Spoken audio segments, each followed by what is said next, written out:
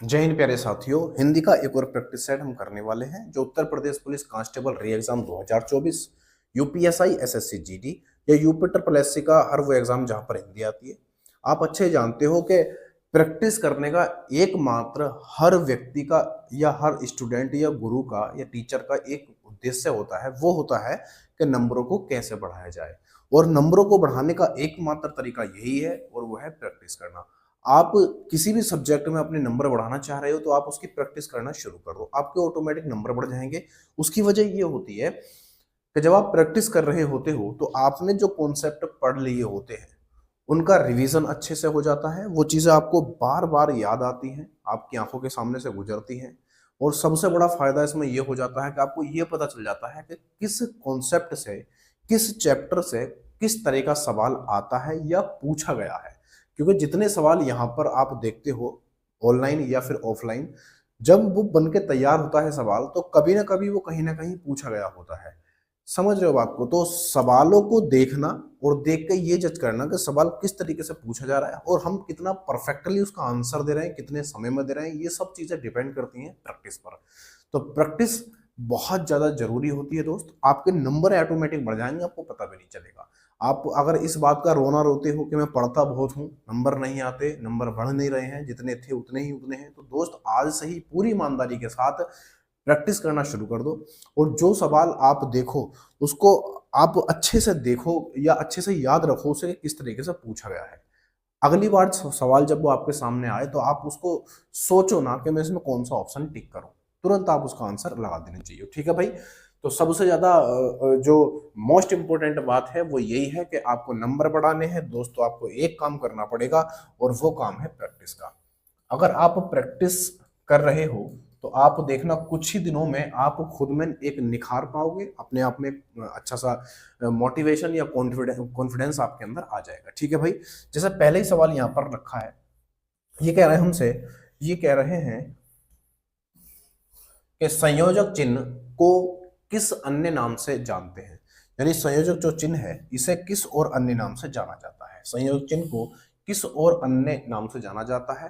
तो दोस्त आपका आंसर आना चाहिए, इसको बोलते हैं हम सामासिक चिन्ह। सामासिक चिन्ह भी इसको बोलते हैं। ठीक है भाई?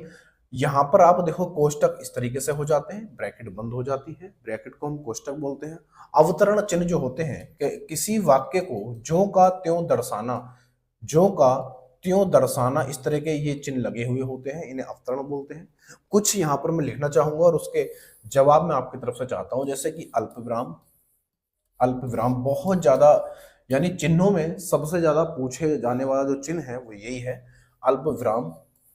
और एक इसी का छोटा भाई होता है जिसको बोलते हैं अर्धविराम, जिसको बोलते हैं अर्धविराम। एक अर्धविराम हो जाता है। एक में ज्यादा अगर फेमस की बात करूं तो एक लाघव हो जाता है, लाघव। लाघव, एक लाघव चिन्ह हो जाता है। और एक बड़ा ही अच्छा है जिसको हम बोलते हैं त्रुटि पूरक चिन्ह। त्रुटि पूरक चिन्ह, त्रुटि पूरक चिन्ह, एक ये हो जाता है। ठीक है भाई?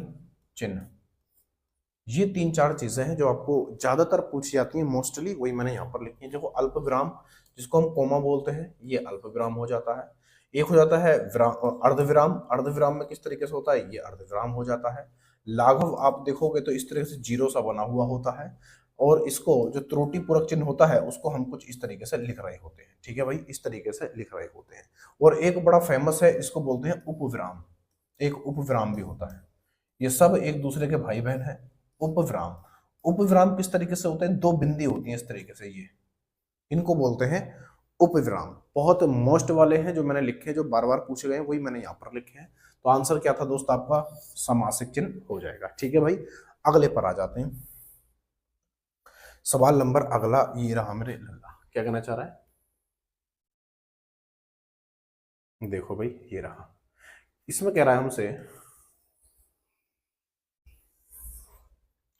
ये कह रहा है वाक्यांश एक शब्द का कौन सा जोड़ा सही नहीं है, कौन सा जोड़ा सही नहीं है।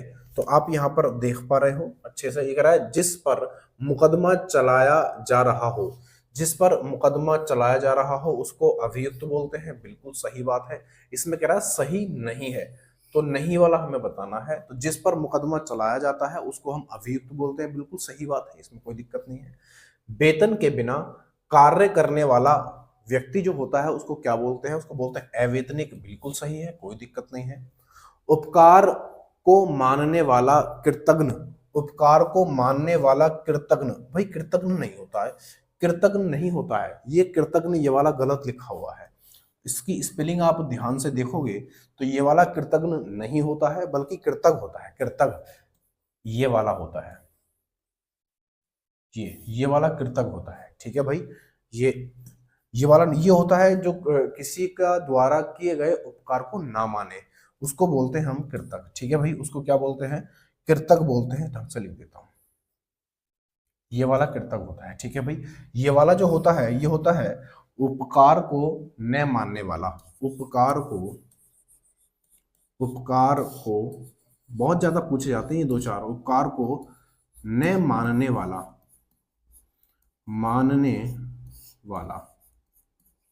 ठीक है भाई, न मानने वाला उसको क्या बोलते हैं? उसको बोलते हैं कृतघ्न।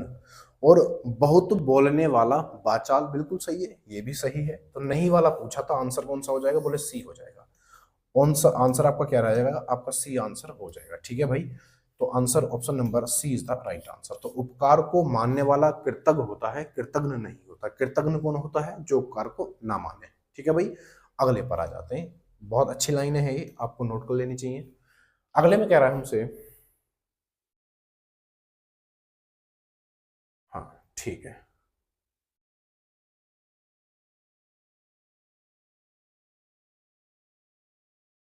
ये कह रहा है हमसे झूठा और झूठा शब्द युग्म का सही अर्थ क्या है? अच्छा सवाल है ये। भिन्नार्थक सूचक चिन्ह है या शब्द हैं जो भिन्नार्थक होते हैं, जो बोलने में एक जैसे होते हैं लेकिन लिखने में अलग अलग होते हैं। स्पेलिंग इनकी क्या होती है? अलग अलग हो जाती है। तो कह रहा है झूठा और झूठा शब्द युग्म का सही अर्थ क्या होता है? देखो, ये वाला जो झूठा होता है ना, इसको बोलते हैं बचा हुआ भोजन। बचा हुआ भोजन, बचा हुआ भोजन, ये तो होता है बचा हुआ भोजन। ठीक है भाई, और ये वाला झूठा जो होता है, ये वाला झूठा होता है जो जो व्यक्ति झूठ ज्यादातर बोलता है, यानी असत्यवादी बोल सकते हो इसको। अ असत्यवादी, ऐसा व्यक्ति जो झूठ बोलता है यानी असत्यवादी इसको बोल सकते हो। ठीक है भाई, तो असत्यवादी कहाँ पर है? सत्यवादी नहीं होगा, इनमें से कोई नहीं होगा, नजर नहीं होगा। असत्यवादी यहाँ पर है। और इसको उच्छिष्ट भोजन, देखो बचे हुए भोजन को हम क्या बोल सकते हैं? आप कहोगे उच्छिष्ट भोजन भी बोल सकते हैं, यानी बचा हुआ भोजन। कहते हैं झूठन खाली किसी की, झूठन मतलब झूठा, यानी किसी का बचा हुआ, है ना। तो ऑप्शन नंबर इसका बी बिल्कुल सही आंसर हो जाएगा। Option number B is the right answer. उच्छिष्ट भोजन और असत्यवादी, इस वाले झूठ का अर्थ ये होता है और इस वाले झूठा का अर्थ असत्यवादी होता है। अगले पर आ जाते हैं। क्या कह रहा है भाई सवाल नंबर अगला? इसमें कह रहा है हमसे,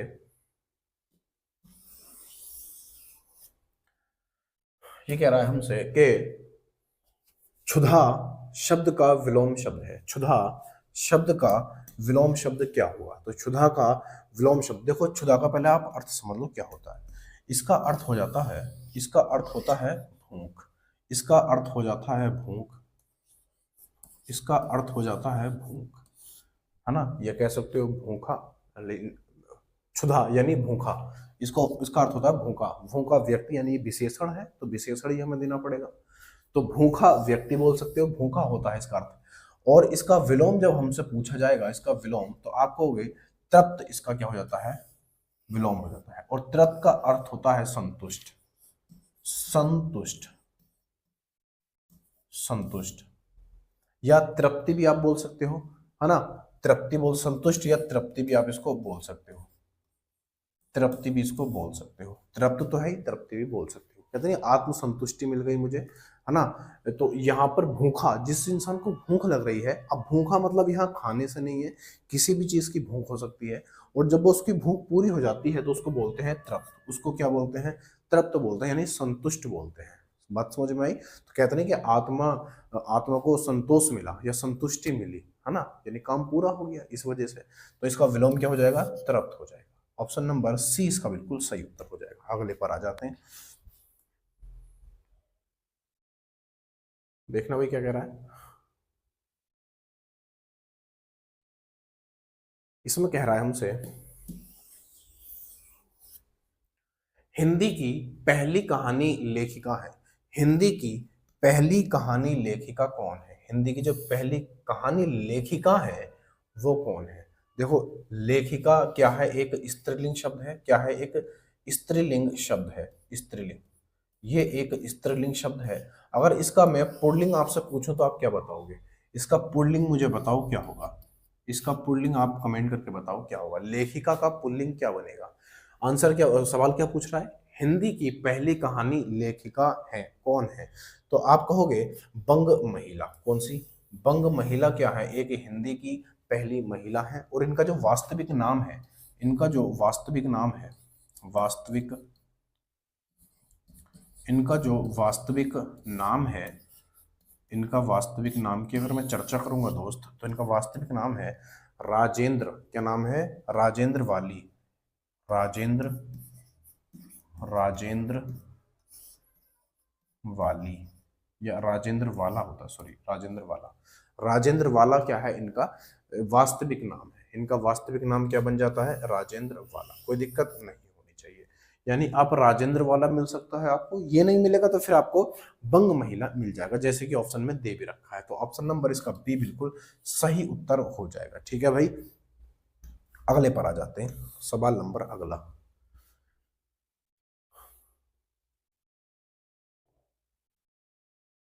क्या कह रहा है भाई? इसमें देखना, इसमें कह रहा है हमसे राजेंद्र वाला। ये कह रहा है हमसे, आल्पीन गमला किस विदेशी भाषा के शब्द है?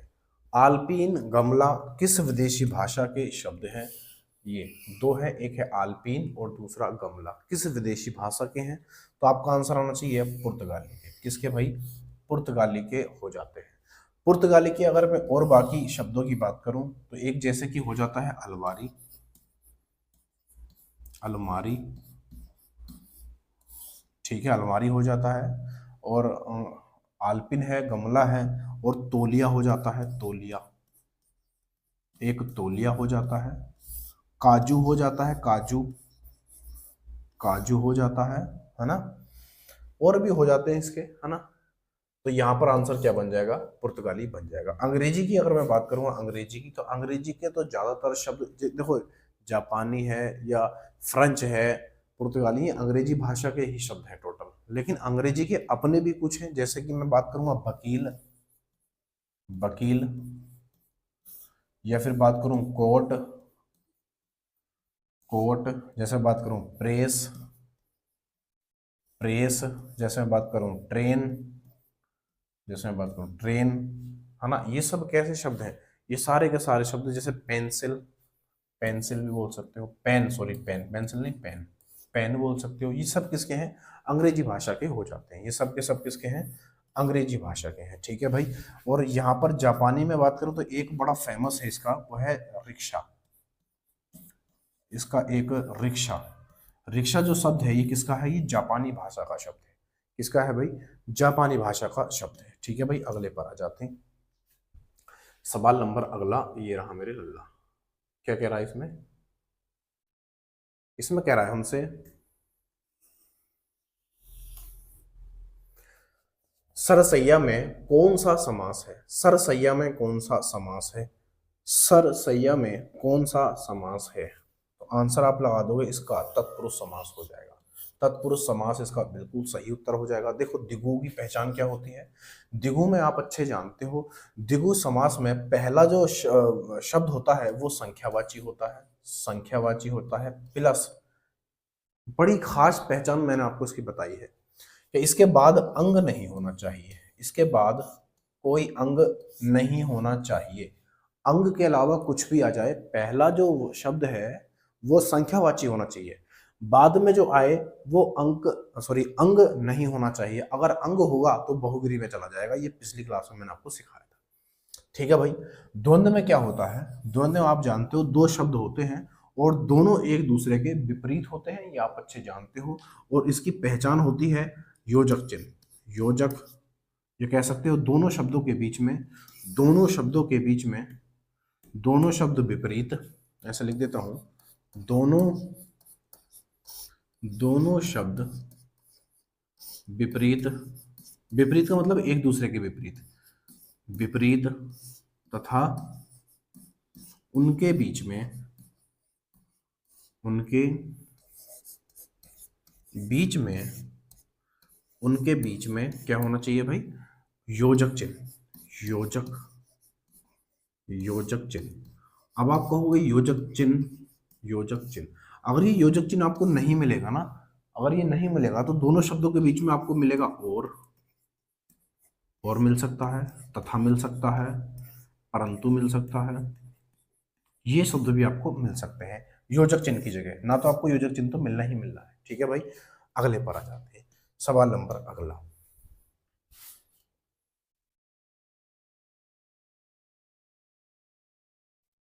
क्या कह रहा है इसमें देखना।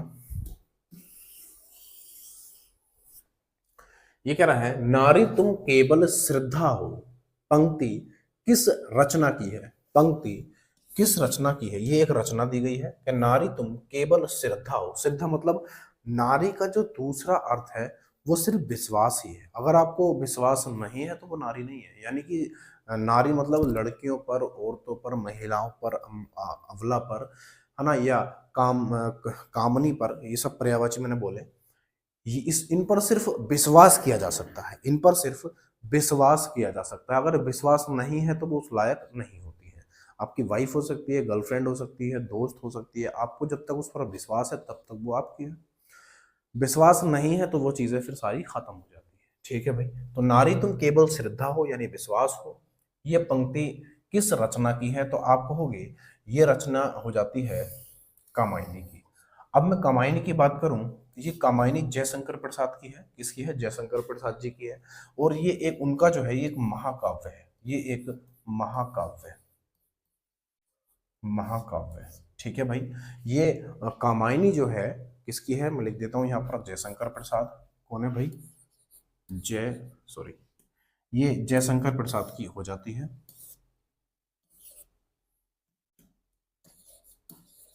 जयशंकर प्रसाद,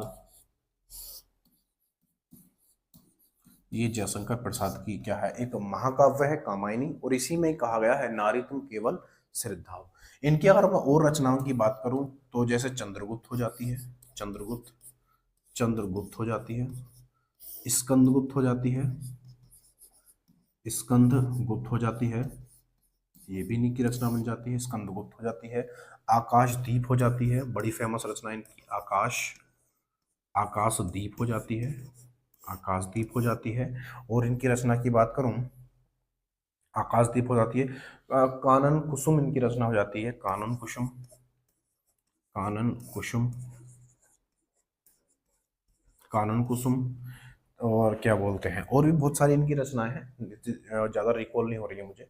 और यहाँ पर आप देखोगे एक इनकी रचना बड़ी फेमस है, तितली, तितली, तितली, तितली भी क्या है? इनकी रचना हो जाती है। ठीक है भाई। इनकी रचना हो जाती है। कंकाल इनकी रचना हो जाती है, कंकाल, याद आ रही है मुझे धीरे धीरे। कंकाल इनकी रचना हो जाती है, कंकाल इनकी रचना हो जाती है।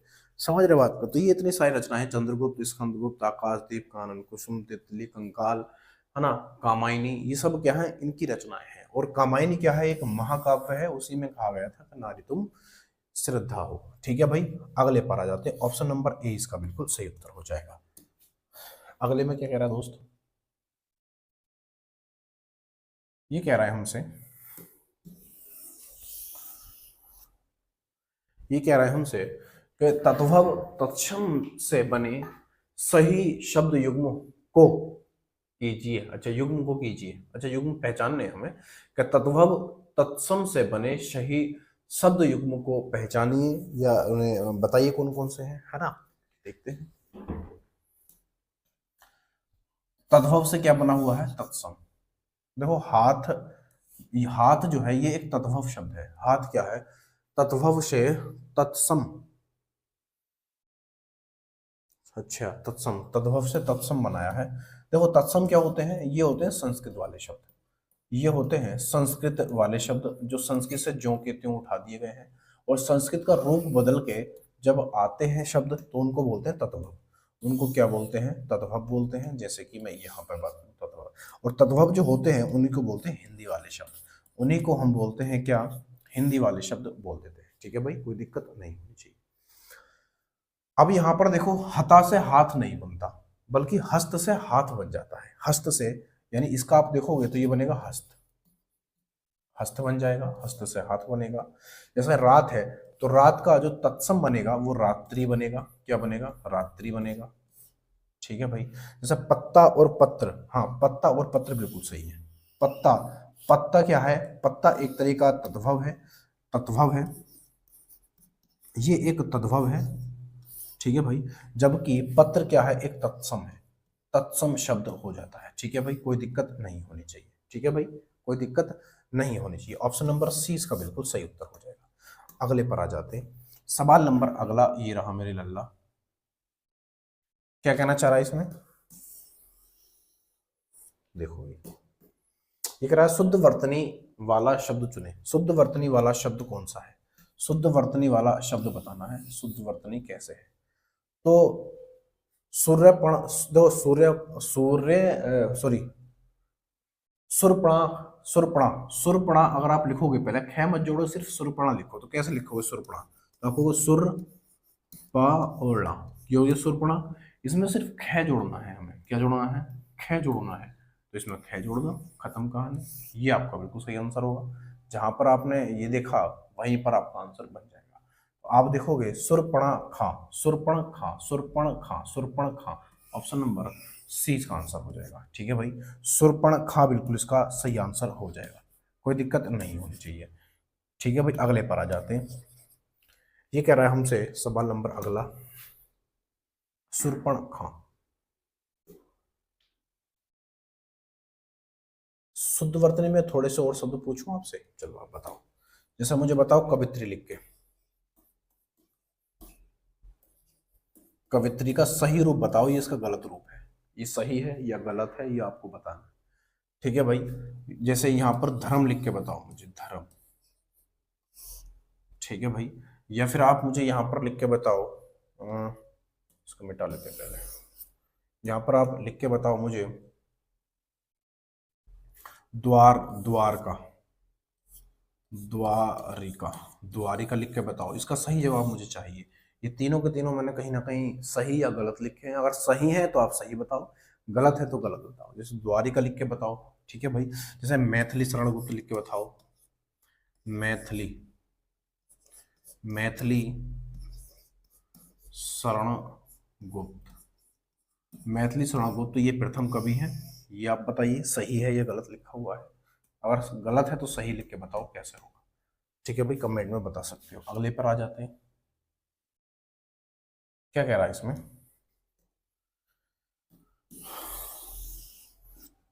ये कह रहा है हमसे निम्न में कौन सा शब्द स्त्रीलिंग है? निम्न में कौन सा शब्द स्त्रीलिंग है? स्त्रीलिंग, देखो स्त्रीलिंग और पुल्लिंग की पहचान मैंने बताई थी। आप ऐसे पहचान सकते हो, कैसे? क्रिया से भी पहचान सकते हो। जैसे होता लिखूं मैं यहाँ पर, जैसे लिखा मैंने होता है, होता है, तो ये बनेगा पुल्लिंग। अगर यहां पर लिखा मैंने होती है, होती है, तो ये बनेगा स्त्रीलिंग, तो ये बनेगा स्त्रीलिंग। ठीक है भाई, स्त्रीलिंग। जैसे यहाँ पर देखो, प्रभाव होता है या होती है? प्रभाव डालता है, डालती है, तो प्रभाव तो आप कहोगे होता है। प्रभाव होता है तो ये बनेगा पुल्लिंग। ठीक। फिर कह रहा है भाषा होती है या होता है, तो आप कहोगे भाषा तो होती है, भाषा तो होती है, तो ये आंसर बनेगा। ऑप्शन नंबर 20 का आंसर बिल्कुल सही हो जाएगा। ठीक है। जैसे निर्माण होता है या होती है, तो होता है तो पुल्लिंग हो जाएगा। विवाह होता है या होती है, तो बोले होता है, होता है तो पुल्लिंग हो जाएगा। स्त्रीलिंग पूछा था, ऑप्शन नंबर 20 का बिल्कुल सही उत्तर हो जाएगा। अगले पर आ जाते हैं। क्या कह रहा है इसमें? देखना भाई, हमसे कहा जा रहा है इसमें,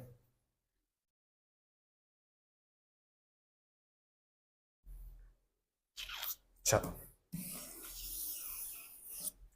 ये कह रहा है, वह आई हो तो मेरी चिट्ठी उसे दे देना, वह आई हो तो मेरी चिट्ठी उसे दे देना। बताओ भाई इसमें क्या है, वह आई हो तो मेरी चिट्ठी उसे दे देना में कौन सा काल है, यानी समय बताना है। तो आप यहां पर देखो, वह आई हो तो मेरी चिट्ठी उसे दे देना, ये एक संभावना ही तो जता रहे हैं वो, आ गई हो तो दे देना, नहीं आई हो तो मत देना, तो एक संभावना हो गई, संदिग्धता थोड़ी ना है यहाँ पे।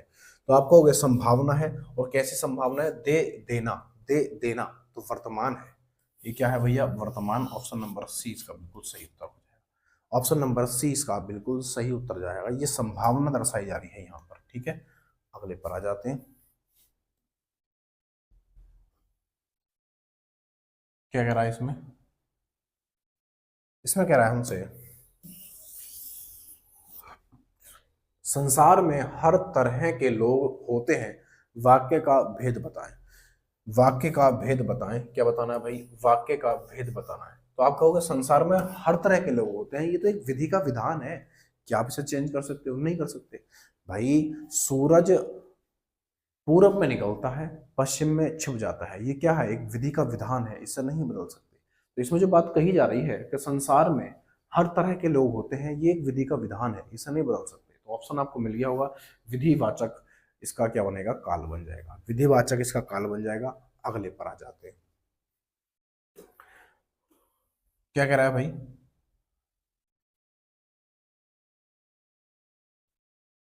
इसमें कहा जा रहा है हमसे,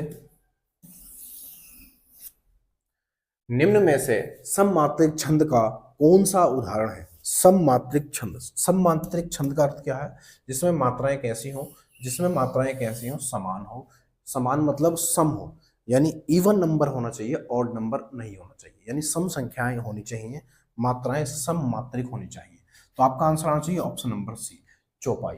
आप अच्छे जानते हो चौपाई में इसके प्रत्येक चरण में कितनी मात्राएं होती है, बोले 16 मात्राएं होती है। तो ये क्या है, एक इवन नंबर है, ये क्या है, एक इवन नंबर है, यानी सममात्रिक छंद बन जाएगा।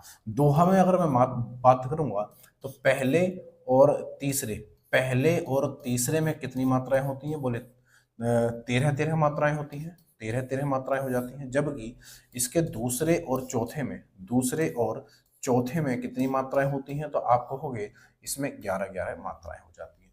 सोठा जो होता है इसका बिल्कुल उल्टा हो जाता है ना, यानी कि तीसरे और चौथे में इसकी 11 मात्राएं होती हैं, जबकि दूसरे और चौथे में 13 मात्राएं हो जाती हैं, ठीक है भाई। तो दो का धोखा हो जाता है यहाँ पर, दो का धोखा, ठीक है भाई। अगले पर आ जाते हैं, यहाँ पर ऑप्शन नंबर आपको कौन सा हो जाएगा, सी बिल्कुल सही उत्तर हो जाएगा। क्या कह रहे हैं अगले वाली में देखना, इसमें कहा जा रहा है हमसे,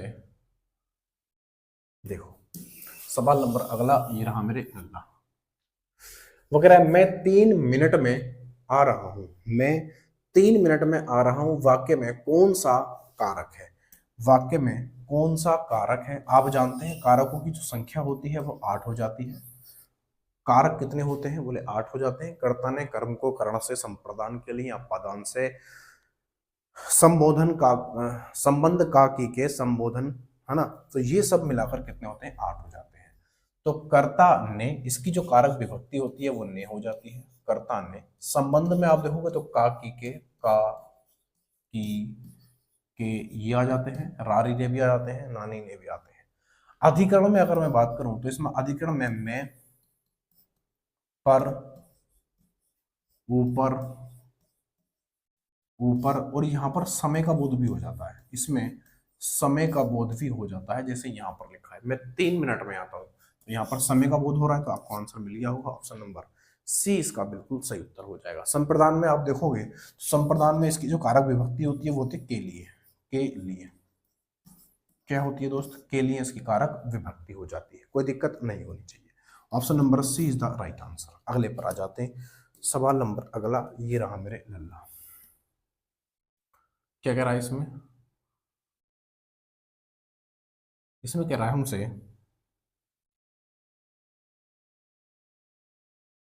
ये कह रहा है हमसे देखना, इसको मिटा लेते हैं। लेख लिखा गया, वाक्य की पहचान करो। लेख लिखा गया, वाक्य की पहचान करो। लेख लिखा गया, देखो लेख लिखा गया, क्या लिखा गया, लेख लिखा गया। जब इस तरह का सवाल आपको मिले तो आप यहां पर क्या लगा कर देख लो। अगर आपने क्या लगाया और उसका उत्तर आपको मिल गया, उसका उत्तर आपको मिल गया, तो समझ जाना वहां पर क्या हो जाएगा, वहां पर कर्मवाच्य हो जाएगा। कर्मवाच्य, कर्मवाच्य हो जाएगा। अगर यहाँ पर मैं वाच्य की बात करूं, वाच्य, तो वाच्य कितने होते हैं, बोले 3 हो जाते हैं। कौन कौन से? एक होता है, एक तो हो जाता है कृतवाच्य, कृतवाच्य, एक कृतवाच्य हो जाता है। दूसरा दूसरा हो जाता है कर्मवाच्य, कर्मवाच्य हो जाता है। और तीसरा भाववाच्य होता है, तीसरा भाववाच्य हो जाता है, भाववाच्य। ठीक है भाई, ये हो जाते हैं 3। तो आप यहां पर लेख लिखा गया, क्या लिखा गया, बोले लेख लिखा गया, क्या लिखा गया, लेख लिखा गया, आंसर मिल गया। ऑप्शन नंबर इसका बी बिल्कुल सही उत्तर हो जाएगा, कर्मवाच्य इसमें हो जाएगा। ठीक है भाई, अगले पर आते हैं। इसमें कर्म की प्रधानता होती है और इसमें कर्ता की प्रधानता होती है। इसमें कर्ता की प्रधानता होती है और इसमें जो होता है असमर्थकता की बात की जाती है। ठीक है भाई, या नहीं का यूज भी इसमें मिल जाता है। अगले पर आ जाते हैं। अगले में क्या कह रहा है, अगले में कह रहा है हमसे, देखो इसमें कह रहा है हमसे, इसको मिटा लेते हैं पहले, कि ब्यास सम्मान में कितनी राशि प्रदान की जाती है। ब्यास सम्मान में कितनी राशि प्रदान की जाती है, तो आपका आंसर आना चाहिए 4 लाख रुपए। कितनी राशि, बोले 4 लाख रुपए प्रदान की जाती है। ठीक है भाई, सरस्वती सम्मान की बात करूं, सरस्वती, सरस्वती, सरस्वती सम्मान, सरस्वती सम्मान में कितनी राशि दी जाती है, बताओ बरा। और अगर मैं बात करूं साहित्य की, साहित्य में कितने मिलते हैं, साहित्य, साहित्य में कितने मिलते हैं भैया, साहित्य में कितने रुपए मिलते हैं। और मैं बात करूं भारत भारती में, भारत भारती, भारत भारती रचना भी है और सम्मान भी है, भारत भारती, इनमें कितने रुपए मिलते हैं, तो सरस्वती में मिलते हैं 15 लाख रुपए, 15 लाख। और साहित्य में मिल जाते हैं 1 लाख। और भारत भारती में मिल जाते हैं 8 लाख। कितने भाई, 8 लाख। और व्यास में कितने मिल जाते हैं, 4 लाख मिल जाते हैं। अगले पर आ जाते हैं, ये धनराशि थी। अगले में क्या कह रहा है, सवाल नंबर अगला ये रहा मेरे लल्ला। इसमें कहा जा रहा है हमसे, इसमें कह रहे हैं कि हम ताजमहल देखने जाएंगे, रेखांकित पद क्या है। हम ताजमहल देखने जाएंगे, हम ताजमहल देखने जाएंगे, इसमें पूछा है क्या है, ये निश्चयवाचक सर्वनाम है, पुरुषवाचक सर्वनाम है, या निश्चयवाचक है, या फिर अनिश्चयवाचक है। तो निजवाचक आप जानते हो, इसकी पहचान क्या होती है, ये होती है स्वयं। वाक्य के अंदर आपको स्वयं यानी क्रिया की जिम्मेदारी कर्ता स्वयं लेता है, तो वहीं पर क्या होता है, निजवाचक। निजवाचक सर्वनाम स्वयं मिल सकता है, खुद मिल सकता है, खुद, खुद मिल सकता है, अपने आप मिल सकता है, अपने आप मिल सकता है, यानी क्रिया को स्वयं करता है कर्ता। इसकी पहचान ये होती है। पुरुषवाचक में क्या होता है, पुरुषवाचक जो होता है ये 3 प्रकार का हो जाता है। 3 प्रकार का हो जाता है, कौन कौन सा, एक तो होता है प्रथम, मध्य और अन्य पुरुष। ये 3 पुरुष का होता है। प्रथम पुरुष एक होता है, क्या हुआ, एक हो जाता है, और ताज में जैसे ये पुरुषवाचक है, तो पुरुषवाचक 3 तरह का हो गया, प्रथम पुरुषवाचक, मध्य पुरुषवाचक और अन्य पुरुषवाचक। प्रथम पुरुषवाचक में क्या होता है, जो प्रथम पुरुषवाचक होता है, एक मिनट, प्रथम पुरुषवाचक में क्या होता है, हम और मैं, ये 2 सर्वनाम इसमें आते हैं, हम और मैं। हम और मैं जो आते हैं वो किस में आते हैं, पुरुषवाचक में आते हैं। तो आपका आंसर तो मिल गया होगा। तो यहाँ पर क्या बन जाएगा, ऑप्शन नंबर बी आपका बिल्कुल सही उत्तर हो जाएगा। तो हम किस में आएगा, पुरुषवाचक में आ जाएगा। निश्चयवाचक की आप बात करोगे, निश्चयवाचक की, निश्चयवाचक की अगर आप बात करोगे, निश्चयवाचक, तो निश्चयवाचक में क्या होता है, निश्चयवाचक में ये, या कह सकते हो यह और वह, यह और वह निश्चयवाचक को दर्शाते हैं। अनिश्चयवाचक में तो सब आ जाते हैं, जैसे कुछ, जैसे कुछ, कोई, कुछ, कोई, कौन, कौन, ये सब किस में आते हैं, अनिश्चयवाचक में आ जाते हैं। तो पुरुषवाचक में प्रथम हो जाएगा, एक तो प्रथम, और एक हो जाएगा मध्य, मध्य, और एक अन्य, एक अन्य, तीन हो जाते हैं। और इन तीनों में प्रथम में जो आता है मैं आता है और हम आता है, और इनसे बनने वाले सर्वनाम भी आते हैं, जैसे हम आ गया, हमें आ सकता है यहाँ पर, हमें, हमारा, हमें, हमारा, हमको, ये सब क्या है, इसके भेद हैं, बाकी जो है भेद हो जाते हैं। तो इसमें क्या पूछा था हमसे कि हम जो है किस तरह हम ताजमहल देखने जाएंगे, रेखांकित पद क्या है। तो आप कहोगे हम क्या है, एक पुरुषवाचक सर्वनाम हो जाएगा। ठीक है भाई। इसमें जो मध्य वाले में आता है वो आता है तू, या फिर इसमें आ जाता है तुम, और इनसे बनने वाले अन्य भी है, जैसे तुमको, तुमको, है ना, तुम्हारा, तुम्हारा, या तुम्हारी, तुम्हारी, ये सब इसमें। अन्य में कौन सा आएंगे, अन्य में आप जानते हो जो बाकी बचे अन्य में आ जाएंगे, जैसे ये है, वह, या किसी का नाम, वो सब काय में आ जाएंगे, अन्य में आ जाएंगे। तो ऑप्शन नंबर 20 का बिल्कुल सही उत्तर हो जाएगा। अगले पर आ जाते, सवाल नंबर अगला, ये रहा मेरे लल्ला। क्या कह रहा है इसमें, ओहो ये क्या है,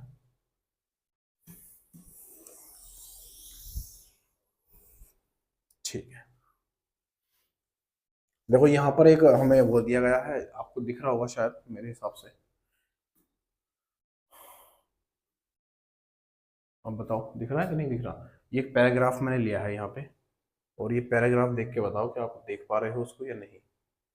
ये पैराग्राफ देख रहा होगे आप, हाँ। चलिए क्या कह रहा है इसमें, इसमें कह रहा है विपत्ति केवल डरपोक व्यक्ति को ही भयभीत करती है, कायर व्यक्ति से डर कर अपने पांव मार्ग से पीछे खींच लेता है। अच्छा, जो कायर व्यक्ति होता है वो व्यक्ति में या व्यक्ति से डर कर अपने पांव पीछे खींच लेता है, लेकिन वीर पुरुष घबराते नहीं, वे अपना धैर्य और संयम बनाए रखते हैं, वे आने वाली विघ्न बाधाओं के सामने चट्टान की तरह अडिग खड़े रहते हैं। बिल्कुल सही है।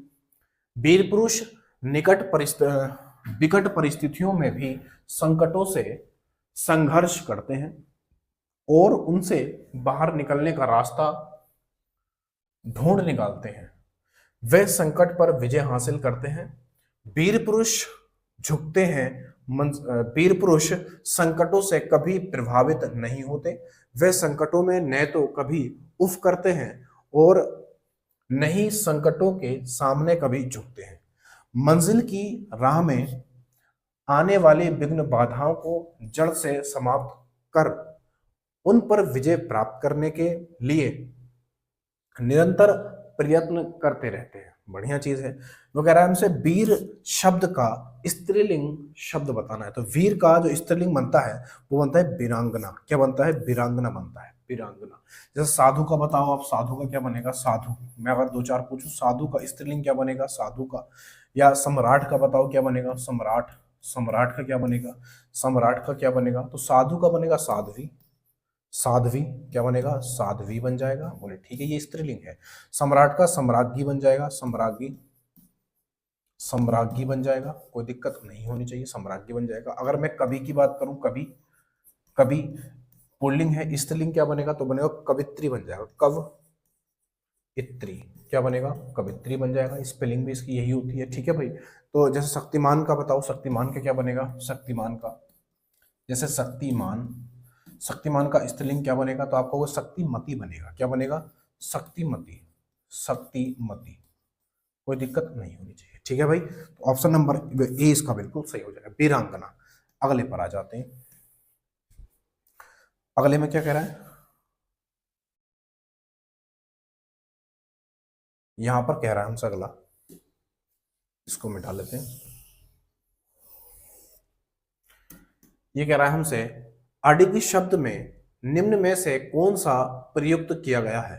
अच्छा, प्रयुक्त किया गया है। अडिग शब्द में निम्न में से कौन सा प्रयुक्त किया गया है। अच्छा, क्या प्रयुक्त किया गया है, तो अडिग। देखो अडिग, अडिग, अडिग, अडिग, जैसे आ और प्लस यानी कि धन, डिग। आप यहां पर देखो ये मूल शब्द है और ये क्या है, उपसर्ग है। तो इसमें क्या प्रयोग किया गया है, बोले उपसर्ग का प्रयोग किया गया है। ठीक है भाई। अडिग, अगले पर आ जाते हैं, सवाल नंबर अगला ये रहा मेरे लल्ला। क्या कह रहा है इसमें? इसमें कह रहा है हमसे आगे शब्द में निम्न में से क्या प्रयुक्त, अरे तो सेम है, सेम है।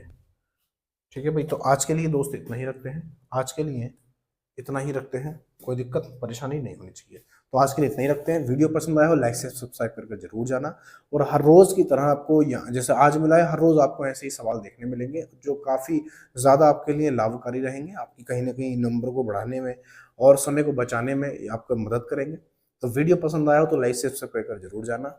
अगली वीडियो में फिर मिलेंगे, तब तक के लिए जय हिंद, जय भारत, वंदे मातरम।